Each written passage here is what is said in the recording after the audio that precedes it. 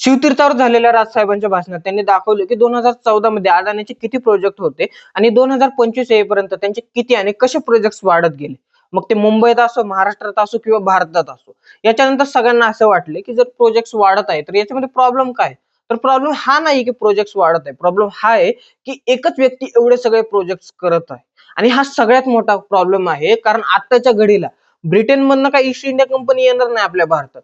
तर आपल्याच कंपन्या एवढ्या मोठ्या होतील, एवढी जास्त पॉवर होल्ड करतील की त्याच्यासमोर आपल्याला काहीच करता येणार नाही. आणि हे मी काय हवेत बोलत नाही. रिसेंटलीच झालेल्या इंडिगोच्या केसमध्ये आपण ते अनुभवलं देखील आहे की जेव्हा सरकारने कामगारांसाठी काही रूल आणलेले, तेव्हा सगळ्या एअरलाइन्सने ते रूल अप्लाय केले, पण फक्त एकटे इंडिगोने केलं नाही. का केलं नाही? कारण सध्याच्या घडीला मार्केटमधले 60 ते 65% जे एअरलाइन्स आहेत ते एकटे इंडिगो बघतं आणि एवढी जास्त पॉवर होल्ड करतं. मग जेव्हा सरकारने नियम लागू केले तर यांनी हे अप्लाय केलं नाही. त्याच्यामुळे आपल्याला काय बघायला भेटलं?